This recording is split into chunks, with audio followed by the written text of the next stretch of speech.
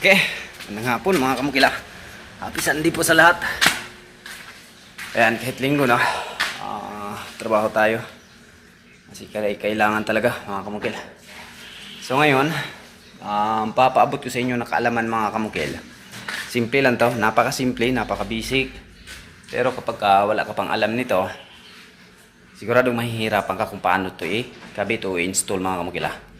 Ay papaabot ko sa inyo yung dagdag kaalaman mga kamukil, itong pagkakabit ng mga hamba. Paano siya gawing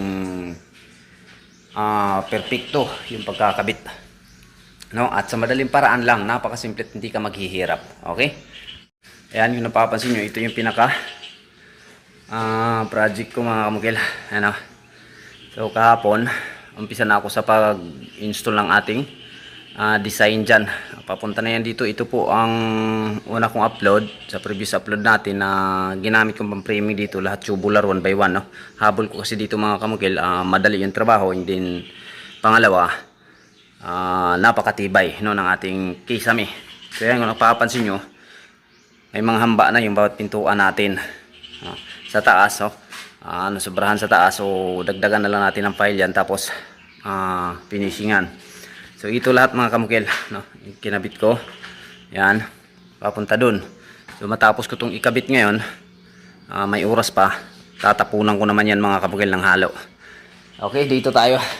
Ito yung pinaka main door. Ito yung ikakabit ko mga kamukil na hamba para mapurma na tong project namin pag maikabit tong hamba na to. Okay. So sa pagkakabit ng hamba, alam ko sa mga magagalingin dito para sa inyo, no. Ang mga video ko mga kamukil para lang po sa mga nangangalap pa ng kaalaman, no. Simple at napaka-basic na tutorial ko to, pero malaking tulong po sa inyo. Okay? Paano nga ba ang tamang pagkabit ng hamba? At napakadali lang niya. Madalas makikita natin o ginagawa din ng iba habang nagpa-file pa, nagpapatayo na ng mga hamba. Pwede din yan, no.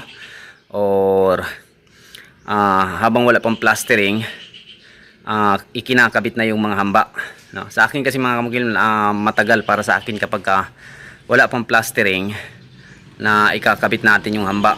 Napakatagal para sa akin yung magkabit ng hamba at pahirapan yan. So madalas sa ginagawa ko mga kamukil, kailangan naka-plastering muna bago ikakabit yung hamba para maayos at alignment yung ating pagkakabit ng hamba. Kahit na ikakabit natin siya kung hindi pa naka-plastering, pwede naman. Kaso lang, kailangan matyaga ka talagang magtrabaho, no, sa mga ganyan. Unless kasi sa mga naka-plastering na, tulad dito mga kamukil, may plastering na. Ayan. Yan kasi sa loob yan naka-plastering na. So may guide ka na, no. Kung napapansin nyo, ang una kong ginawa, kumuha ko ng kahoy. Dinikit ko siya sa pinaka-wall kasi itong pinaka-wall natin, inakahulog na to, lebilado na to, at saka tuntunado na to. So yun na lang yung kinukuha ko ng reference. Ibig sabihin, pag nagkakabit na tayo ng hamba, hindi na tayo mahihirapan sa pagkuha ng kanyang tuntunado o paghulog ng plumb bump, no? Itong pinakatuwid dito sa part na to mga kamukil, kailangan kasi ito makukuha natin yung tuwid dito yan, kapag wala pang plastering yung ating wall. So kailangan dalawang side yung ating huhulugan dyan, side dito at saka side dito, no? So ngayon, dahil naka-plastering, nakapalitan na itong wall natin, so may guide na tayo. Siguraduhin lang natin na itong mga kahoy natin is nakadikit siya sa ating wall talaga, no? Pagpako natin. Ngayon, ang pinakagagawin na lang natin dito, kukunin na lang natin yung alignment siya at saka yung level, no? Ibig sabihin mga kamukil, level na magkapare-pareha lahat tayo ng ating hamba. At saan ba tayo magkukuha ng level? Ano ba yung pinakaunang gagawin upang kukuha tayo ng level para sa ating mga hamba, no? So sa pagkukuha kasi ng level nitong ating mga hamba mga kamukil, mag-uumpisa tayo, lagi nating alalahanin kapag magkakabit tayo ng mga hamba, yung kapal ng ating tiles na ating ilalatag dito sa flooring. Gaano kakapal yung ating mortar, ating sit up sa pagta-tiles, finish tiles natin. So ilang sentimetro yung kailangan nating idagdag mula sa konkretong flooring na yan para sa ating pagta-tiles. Yun yung isa nating i-considered o alalahanin lagi, no? Kapag kasi nakalimutan natin yan, kasi focus lang tayo sa pagkakabit ng hamba, hindi na natin alala na may kakabit pa pala tayong tiles, magkakaproblema tayo pagdating sa tiles. So take note mga kamukil, laging alalahanin sa pagpapatayo ng hamba o pag-install nitong hamba, pagkakabit ng hamba, mauuna talaga yung pagkukuha natin, yung reference natin sa ating pagta-tiles, preparasyon natin pagta-tiles, kung gaano kakapal yung ating ipapatong na tiles dyan, o mortar, o finish tiles natin, gaano siya kakapal mula sa konkreto na yan, papunta sa ating ikakabit na hamba. So, isa po na yan sa pinaka-importante. And then, pag mula dyan mga kamukil, yung minimum o standard talaga na tayo ng ating mga pintuan, itong hamba, nasa 210 cm talaga yan. Mula sa taas hanggang baba, 210 cm talaga yung ating standard na tayo. Pero sa market mga kamukil o sa bilihan itong mga hamba, paggawaan, laging may sobra yan. No? Nakasobra lagi yan, kaya kailangan nating magputol. Tulad nitong ginagawa ko mga kamukil. So ngayon, ang preparasyon ko nitong flooring na ito mga kamukil, patong finish tiles natin, is nasa 4 cm yung aking preparasyon dyan, yung kapal niya. Hindi na ako masyadong nagpapanipis, hindi din ako masyadong nagpapakapal, no? So para nasa tamang tama lang tayo, kasi kapag masyadong makapal, magastos masyado sa materyales, matagal magtrabaho.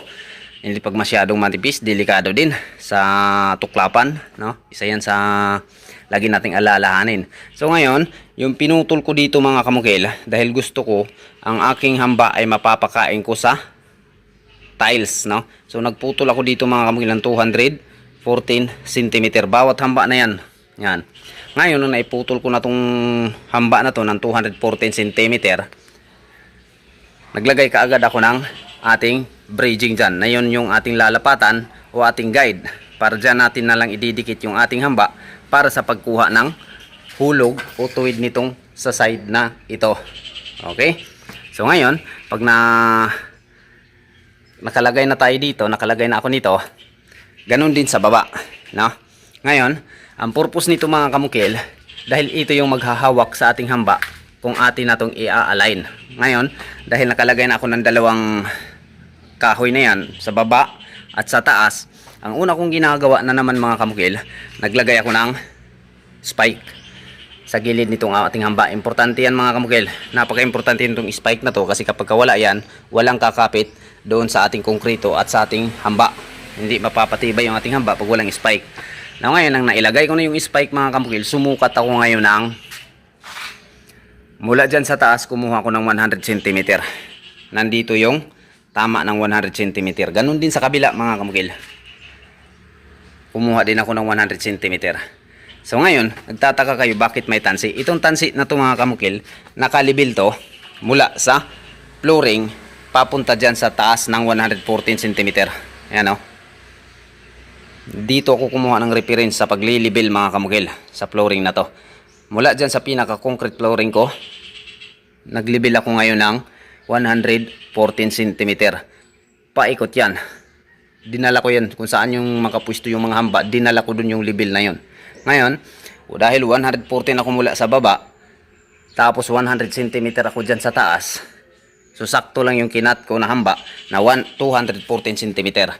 Ngayon, dahil itong tansi na to mga kamukil, libilado to, kailangan itong 100 cm natin na guhit mula dun sa taas, tatamaan niya tong tansi na to. Magkatapat sila. Ibig sabihin, pag nasunod na yan mga kamukil, libilado na yan. No? Hindi na natin kailangan i-actual paglibil dyan sa taas. Iba kasi pinapatungan ng libil bar, gumamit ng libil hose, no? Ito mga kamukil, napakadali lang nito at napaka-basic lang. Pero, gaya na sabi ko, pag wala ka pang diskarte nito, mahihirapan ka talaga. Okay? Ngayon, pag nakuha na natin, yung libil na yan, nagkatapat na sila, okay na ba? Kulang pa mga kamukil. May gagawin pa tayo. Gaya ng sabi ko, dalawang parte ng hamba yung ating huhulugan dito.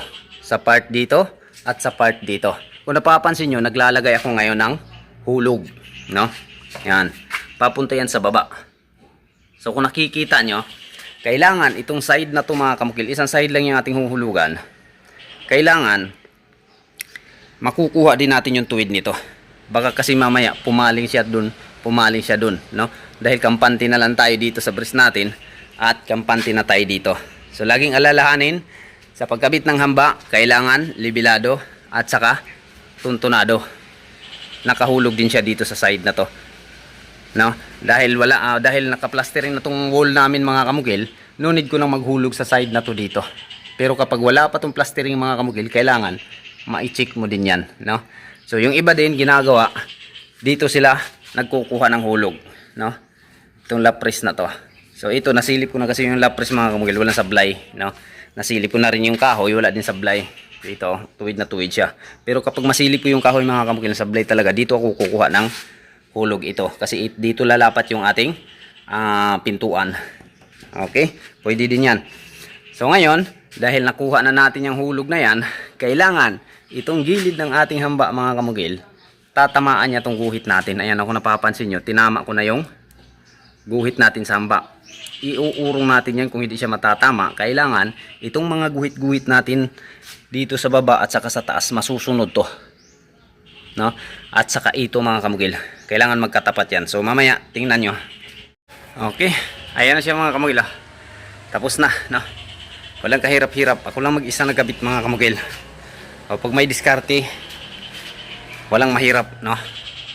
Na trabaho kapag may diskarte tayo at alam natin ang tamang proseso sa pagtrabaho ng isang bagay, di ba?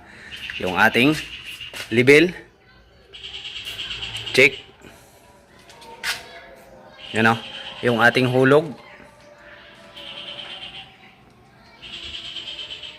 check, di ba?